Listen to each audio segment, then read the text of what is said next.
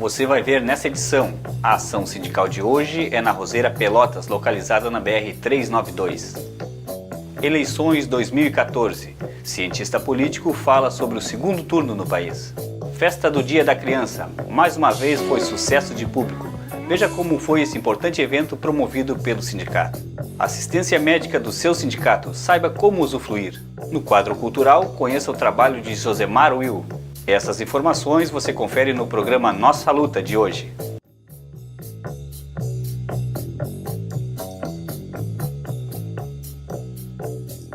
Boa noite, eu sou Clóvis Rogério e esse é o programa Nossa Luta, apresentado pelo Sindicato da Alimentação de Pelotas. A 23ª edição da Festa da Criança no sindicato foi um sucesso de público. Realizada no último domingo, o evento contou com a participação de centenas de crianças, filhas de trabalhadores da categoria. Além da distribuição de presentes e alimentação, as brincadeiras de salão ficaram por conta do Palhaço Manduca, o Palhaço Adalto, Pipoca e a Dona Onça.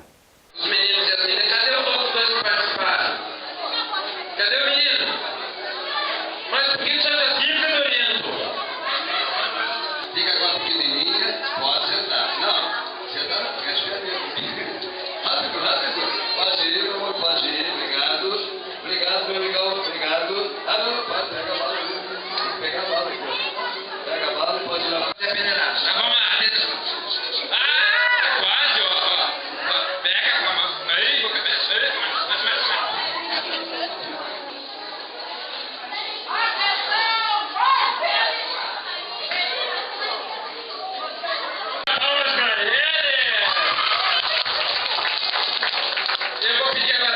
O cientista político Renato Della Vecchia faz uma avaliação das eleições deste ano e sobre o que podemos esperar para o resultado no segundo turno.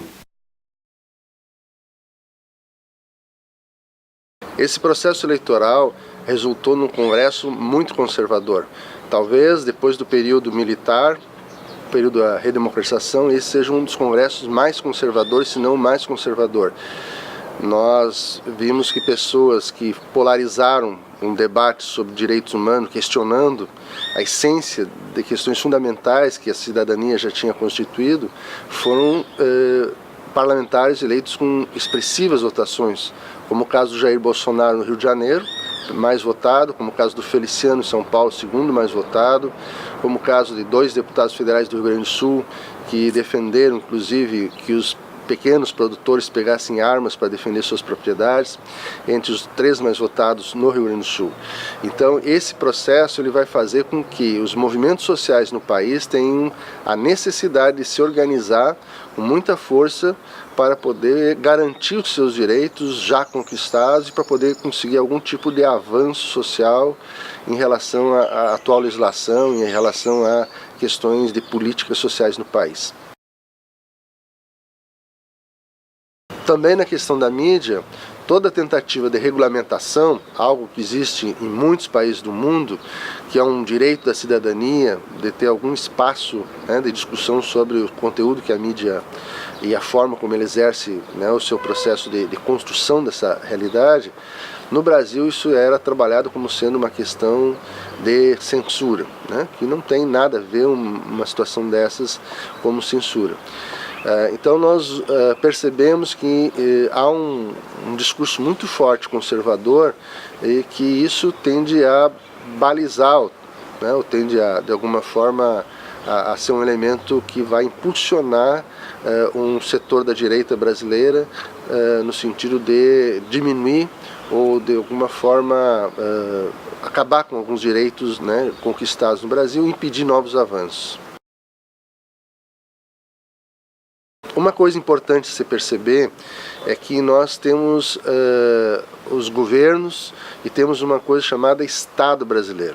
O Estado brasileiro, que é quem efetivamente governa e comanda o país, ele é composto de um conjunto de instituições. Não é só o Executivo. Existe um Congresso que ele limita os poderes do Executivo, existe um Judiciário existe a estrutura dos meios de comunicação, existe o poder econômico que financia o sistema político no Brasil, existe o poder militar que possui uma enorme autonomia em relação ao poder civil. Se nós não pensarmos a questão do Estado e do poder enquanto diversas dimensões, como um agente que tem uma capilaridade, uma presença muito grande, nós podemos esquecer um elemento fundamental para entender uma coisa chamada correlação de forças. Ninguém governa a partir do que quer, mas governa a partir do que a correlação de força estabelece. Portanto, quem quer que seja que ganhe as eleições do país vai ter limites na sua possibilidade de governar. Mas esses limites vão estar definidos por uma correlação de forças estabelecidas na sociedade. E nesse sentido, quanto mais organizados estiverem os movimentos sociais, o movimento sindical, os estudantes, todas as categorias profissionais, mais pressão nós poderemos exercer sobre o poder político no sentido de fazer com que haja avanço, ou no mínimo que não haja retrocessos em algumas questões vitais. Surge muito nesse momento de segundo turno um debate sobre a validade ou não do voto, até que ponto o voto pode ou não interferir. É verdade que existem limites na questão do poder, mas existem também ameaças à própria questão do Estado de Direito, quando a gente vê muitos representantes dessa extrema direita sendo eleitos no país. Eu gostaria muito, por exemplo, que pessoas como Jair Bolsonaro e outros fascistas que gostariam de eleger um governo mais conservador, também chamassem o voto nulo. No entanto, isso não vai acontecer. Então, o voto nulo, ele, embora pretensamente seja um tipo de voto que não se compromete com nenhum dos projetos, que são limitados, os projetos pela própria estrutura do Estado brasileiro, ele sempre vai favorecer alguém nesse embate.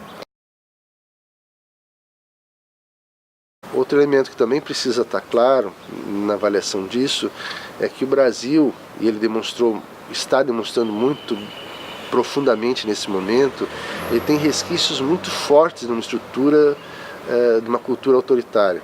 O Brasil é um dos últimos países do mundo a acabar com a escravidão. O Brasil, durante muito tempo, teve um sistema político completamente viciado e controlado pelo chamado colonialismo, os grandes caciques políticos, e hoje ainda a gente mantém um país onde toda a representação política ela é bancada economicamente pelo grande capital. Portanto, nós temos muito mais representantes do capital do que representantes dos demais segmentos da sociedade brasileira. Então isso faz com que haja uma enorme deformação do que a população pensa e da sua representação. E isso está permitindo que volte no Brasil algo que já estava um pouco mais, bastante superado, se entendia ao menos, que é a homofobia, que é o preconceito, que é o discurso que está levando inclusive a diversos tipos de justiçamento de pessoas em diversas partes do país, frequentemente isso está acontecendo, que é a ideia de fazer justiça com as próprias mãos. Então nós vivemos um momento bastante delicado, um momento onde só existe uma saída para um país como o nosso através da democracia, através do respeito aos direitos humanos, através do respeito às leis. E nós estamos vendo situações onde isso está ameaçado. Recentemente nós vimos uma situação onde um helicóptero com quase 500 quilos de cocaína foi apreendido pela Polícia Federal, ninguém foi responsabilizado, ninguém foi preso, apenas abriu um inquérito, o piloto simplesmente foi liberado, foi embora, não teve que se comprometer nem mesmo a voltar lá, não pagou fiança, nada disso. Então, pessoas que muitas vezes da periferia que traficam com pequenas quantidades, quando são pegos, ficam na cadeia durante anos. Então, essas questões elas começam a ameaçar o Estado de Direito. Não é por nada que muitos juristas estão começando a se posicionar e fazer abaixo-assinados, tentando de alguma forma alertar a sociedade sobre essas questões colocadas hoje. Nós percebemos hoje um processo de criminalização da política.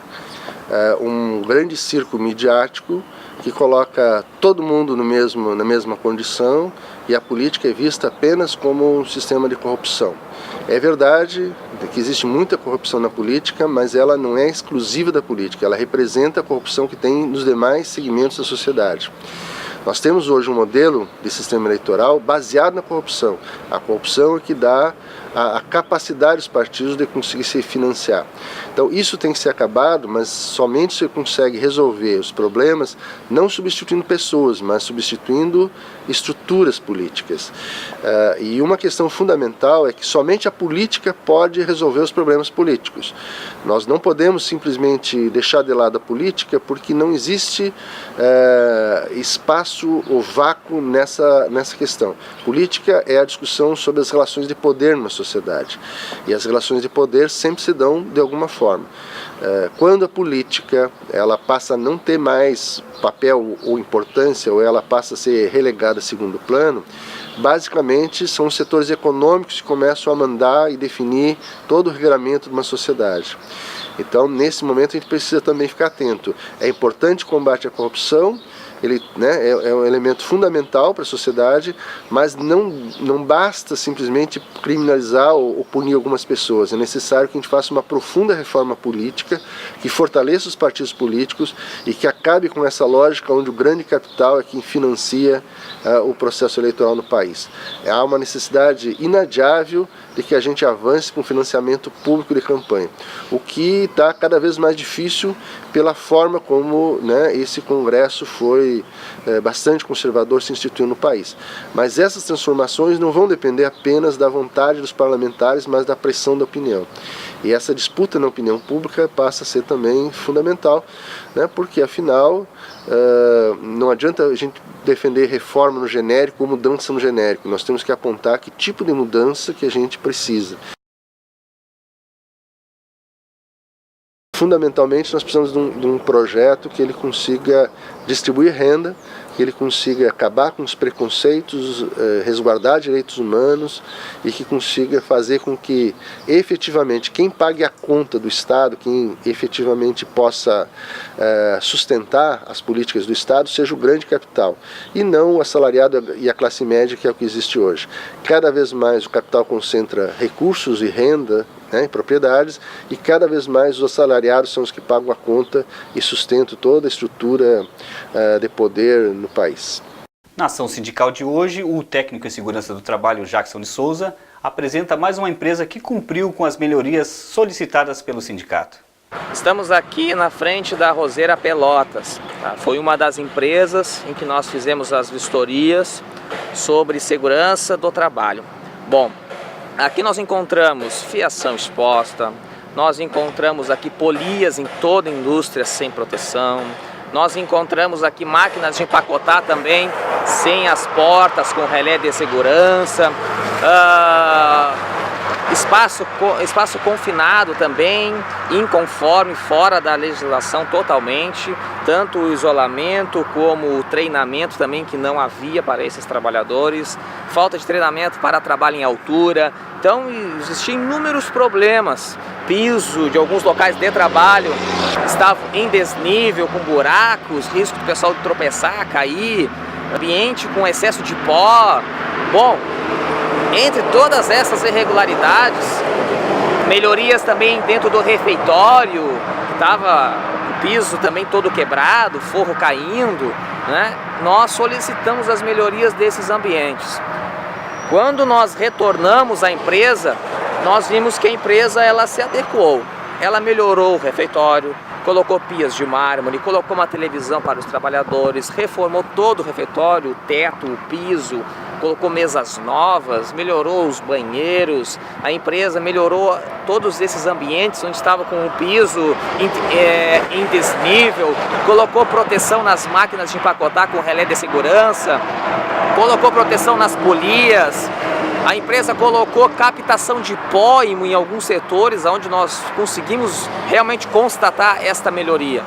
Então, dentre as empresas que nós visitamos, esta aqui é mais uma empresa que cumpriu com o que o sindicato exigiu dentro do seu relatório exposto, relatório de visita, cumpriu todas essas melhorias diretamente dentro desses ambientes, como cumpriu também com as solicitações de capacitação dos trabalhadores, como cursos, trazendo para eles os riscos dos locais de trabalho e as medidas preventivas, curso de espaço confinado, curso de trabalho em altura. Então todas essas recomendações aí foram atendidas pela empresa, tá? Então aqui está mais uma empresa da nossa série que cumpriu com as nossas reivindicações, melhorando para os trabalhadores os seus ambientes de trabalho. O Sindicato da Alimentação trabalha para o direito dos trabalhadores e ao longo de nossa trajetória temos como prioridade a defesa dos direitos da categoria e o fortalecimento das lutas sociais. Saiba como usufruir do atendimento médico para associados e dependentes no sindicato. Na sede do sindicato são disponibilizadas fichas diárias para as consultas. O médico atende na segunda e quinta-feira às 15 horas, na quarta-feira às 10 horas da manhã.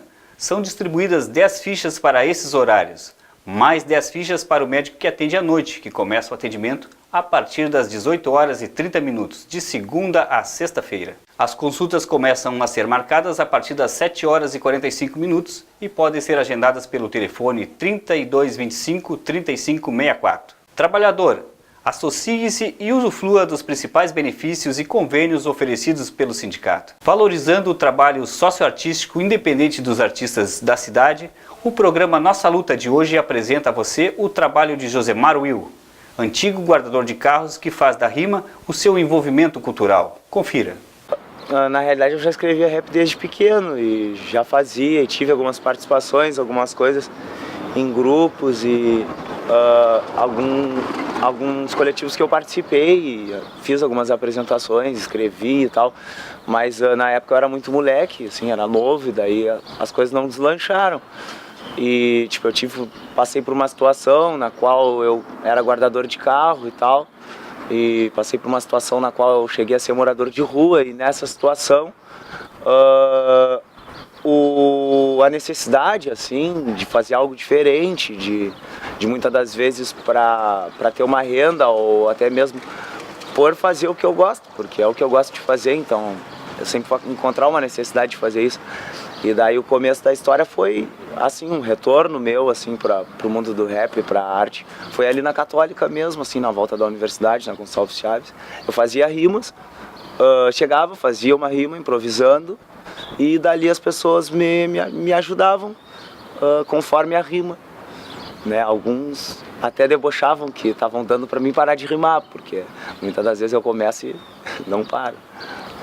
Essa vai para todo trabalhador que segue aí lutando e o seu espaço a cada dia tá batalhando e conquistando. Então eu vou falar na improvisação, muitas coisas passam aqui, vem do coração, a rima que eu faço eu mando para vocês que estão sempre aí lutando todos os dias. Uma coisa por vez a gente faz, mas os nossos sonhos a gente corre atrás. Eu passei por momentos na minha vida assim complicados, essa história de dependência química, morei na rua e tal. E sempre tive amigos que torceram, incentivaram e me deram conselhos e diziam pra mim que eu tinha um talento e que eu tinha que sair daquela vida.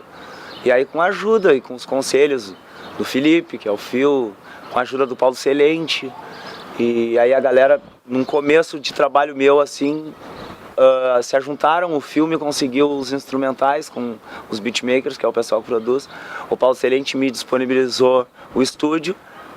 E aí foi onde eu gravei, assim, foi onde eu comecei e tipo, fui para Rio Grande, peguei um emprego, retornei para casa, saí das ruas, primeiro estabilizando a vida, largando as drogas e depois acabei passando a voltar a me dedicar pro rap, assim, e a fazer assim disso um objetivo principal assim na minha vida.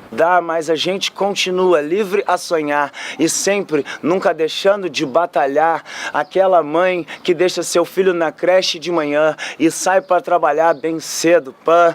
Olha só, eu tô rimando e tô aqui falando coisas que na minha mente vai passando. Projeto Conexão foi uma coisa assim, eu tenho um trabalho solo, mas eu sempre participei muito de grupos e tal. E aí a gente tem um coletivo que chama Em Rua, que é muito conhecido aqui em Pelotas. Dentro desse coletivo chamado Em Rua, eu comecei a enxergar que tem muitos grupos bons em Pelotas e muitos MCs bons. sabe, aqui. E tenho muita vontade de fazer som junto com esses MCs. E aí eu fui conversando com um, fui conversando com o outro. E sempre tive a vontade de gravar um CD todo com participações. Então esse projeto Conexão, ele veio assim, tipo, eu precisava divulgar para começar a fazer algo. Eu precisava conversar com a galera pra gente se unir e começar a fazer algo. Então, tipo, se eu começasse já dizendo vai ser um disco chamado Conexão, seria uma coisa fechada e tal. Então eu resolvi usar esse nome de projeto Conexão, até porque é um projeto, tá em andamento, para deixar ele bem aberto, assim. Então tudo pode mudar de uma hora para outra. Se eu caí, me levantei, se eu errei, me consertei. Então, nas minhas músicas, assim, eu procuro passar um pouco da realidade que a gente vive, da realidade que eu vivi. Falo um pouco nas minhas letras, assim, em grande parte delas, da questão abordo a questão da dependência química, a questão do preconceito, abordo diversas questões sociais, assim, a violência, o desemprego, a questão do meio ambiente. Procuro fazer um som, as minhas letras, assim, algumas delas são meio de autoajuda. As pessoas até dizem pra mim isso, assim. E eu procuro fazer letras assim, sabe? Porque elas até acabam ajudando a mim mesmo também, então por isso que eu procuro escrever assim. Como é que pode um cara cair e não levantar, não se ligar, se atirar e se prejudicar, as coisas boas da vida não valorizar, deixar o vício dominar? Eu tenho uma opinião assim, que são pessoas e pessoas. A vivência que eu tive na rua, pelo menos aqui em Pelotas e em Porto Alegre também, Rio Grande, quando eu morava na rua, eu percebi que as pessoas são muito divididas. Algumas pessoas têm uma convivência normal com os moradores de rua, são amigos, ajudam, dão uma oportunidade, dão questão de emprego e tal, e tentam ajudar. Algumas outras pessoas já são retraídas, têm medo, fica aquela coisa, marginalização. O cara é morador de rua, é morador de albergue, ele é ladrão, ele é, sabe, as pessoas têm essa visão, esse pensamento. E eu acho que assim, eu não só por eu achar, mas eu acho que creio que isso é uma realidade, que não existe uma regra, sabe? Para toda regra existe uma exceção. Então nem todo morador de rua é ladrão, assim como nem todo morador de rua é dependente químico, nem usuário de crack, sabe? Eu fui, mas... E falando sobre a questão da dependência química, assim, não é um mundo sem volta. Sabe? Não é um mundo sem volta como as pessoas dizem, que o crack é um mundo sem volta, que a dependência química é um mundo sem volta, não é. É difícil, é muito difícil, assim, é uma luta diária. Eu falo na letra da minha música, só por hoje eu tô de pé, isso aumenta a minha fé e o amanhã pertence a Deus, seja como Ele quiser. Então eu vivo o dia de hoje, assim, e é um dia após o outro, e a cada dia uma luta. Mas a questão da dependência química é uma coisa muito complexa, assim, para ser vencido. Para a sociedade vencer essa epidemia, eu acho que muita coisa tem que ser mexida, sabe? Muita coisa tem que ser mudada, assim, na maneira das pessoas pensarem.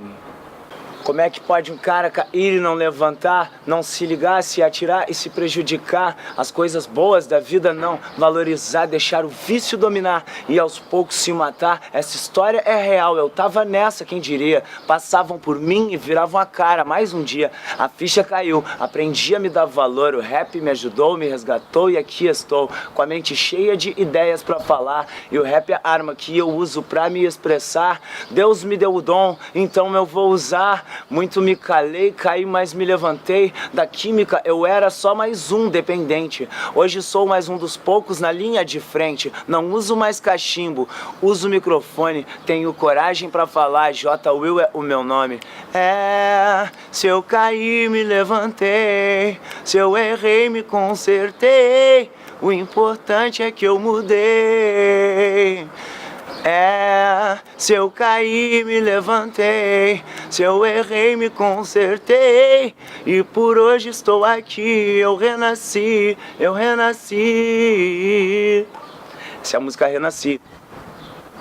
E esse foi o programa Nossa Luta, apresentado pelo Sindicato da Alimentação. Para acompanhar esse e todos os outros programas, acesse a página do sindicato www.esticap.org.br ou acesse no YouTube, coloque lá Nossa Luta 1.tv. Nós voltamos na semana que vem. Uma boa noite a todos e a todas e até lá. A estância se acordou em dia de camperiada, chiando pelas cambonas pra se iniciar a mateada.